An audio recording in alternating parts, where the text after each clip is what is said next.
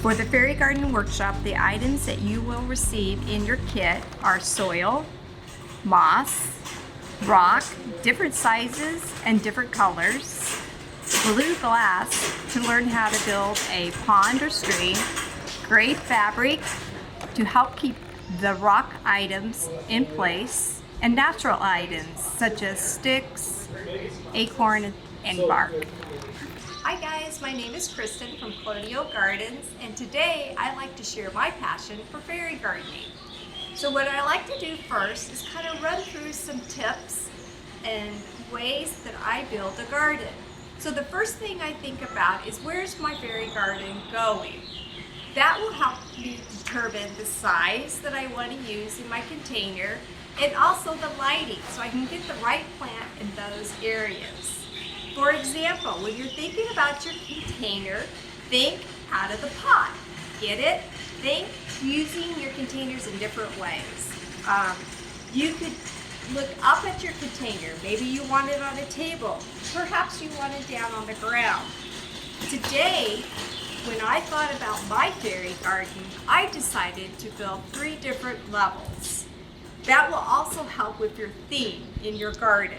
So for example, I got an oversized large container, and then I have 2 different size containers that I'm going to set in here, having a different theme in each area.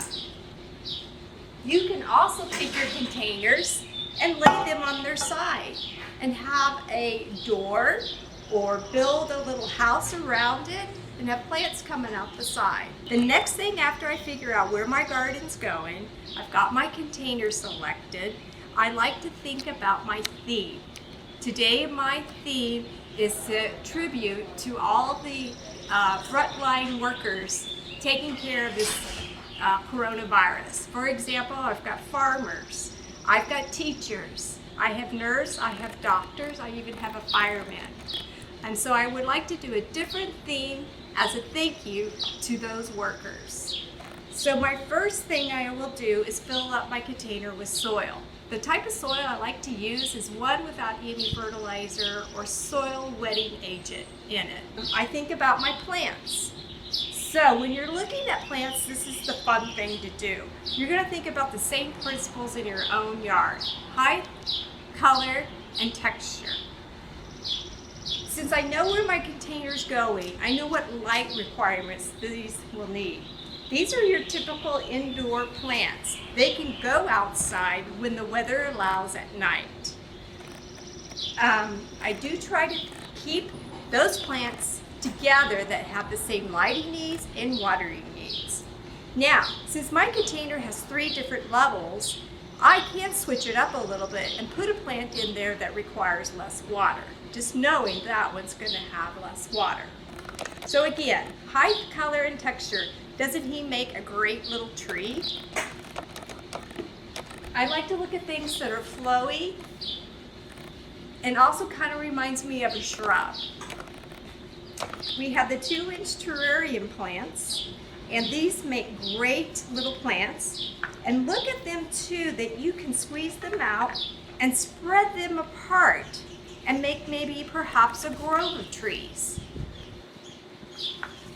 I like to look at contrast to help each plant enhance itself. The different color in the purple wapple plant helps play off the green in the coffee plant. Also texture, look at the fine leaves, helps complement each other.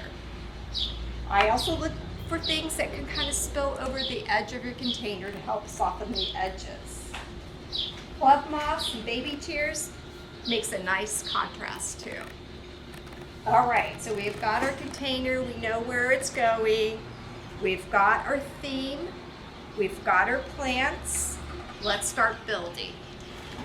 Here are a few tricks that I do to help build different levels.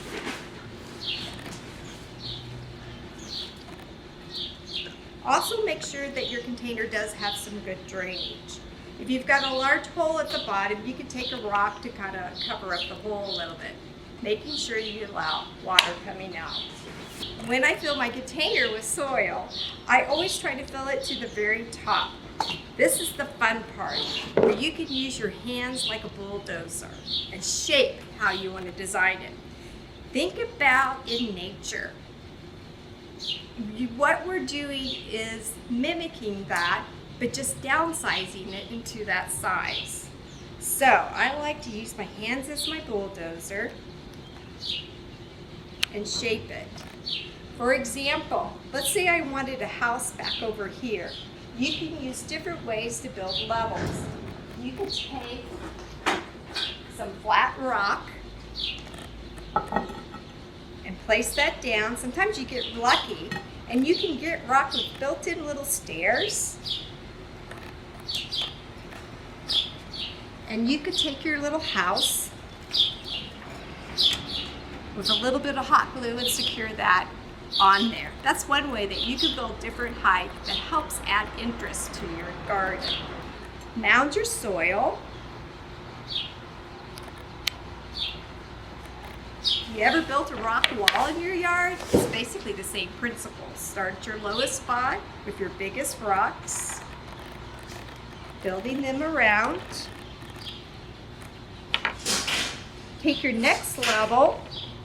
Always cover up the joint. Don't ever stack them one on top of each other because you'll have engineering failure. And you can keep building this all the way up. You could get clever and find flat rocks and build stairs up to the top. And then you can take moss. This is called sphagnum moss. It's been dyed to stay green. When you wet it, it helps form a tight, secure mechanism to keep water from coming out. So you can tear little pieces off and slip that in between the cracks, and it helps soften the edges and also makes it look like it's been growing there for quite a while. And that's another way that you could put your house on top. When I build ponds and streams, I like to use my fingers to shape into the stream or the pond like this. Think about in nature, the stream and the pond has been concaving in the earth. I use this gray fabric to hold the stream, to shape in the stream, also for pathways. What this fabric does is allow those rock items to stay on top of the soil, but allowing water to go through. I like this fabric too because you can cut it nice and easy in any shape that you would want to.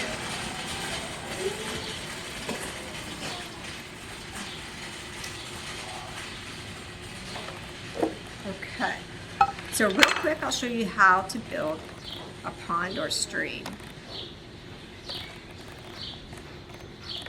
Shape my earth. A bit of a concave. I like to start with my bigger rocks and think about in nature. You've got big rocks, little rocks. Some rocks are jutted out into the stream, some are not. I like to work in the odd numbers too. Then I'll fill in with the medium-sized rocks.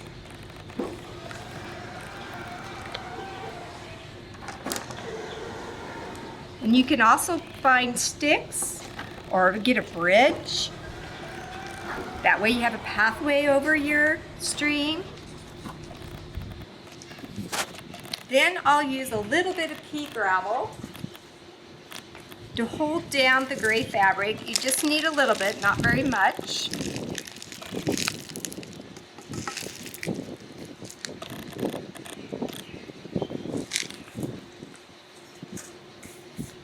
Then you take your blue rock and you can sprinkle that on top. Then you have the look of water. It's fun to take battery operated lights, lay the lights down first before you put the blue glass on, and then it illuminates. It makes a great night light too for your fairy garden. Okay, so that's a way you can build a stream or a pond at different heights. So now what I'm going to do is go ahead and build my fairy garden.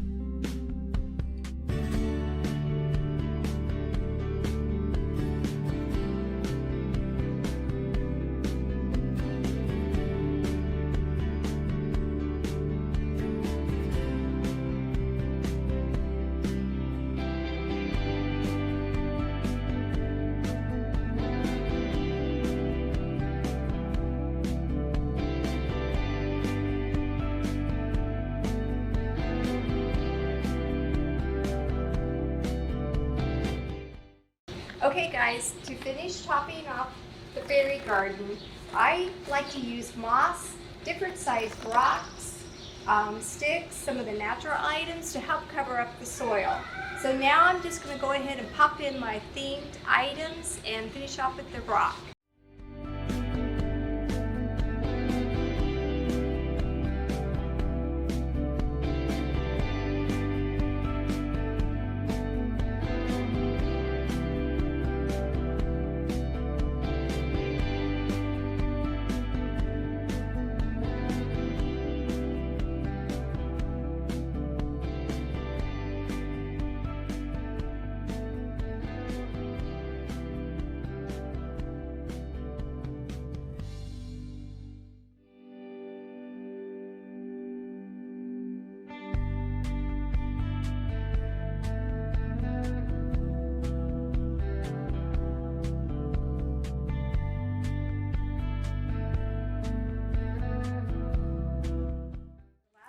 To do is spray your leaves down with some water and say some magic words with a little bit of glitter. A little bit goes a long ways, and the words can be anything you want to say. And the words that I like to say is, I will always believe.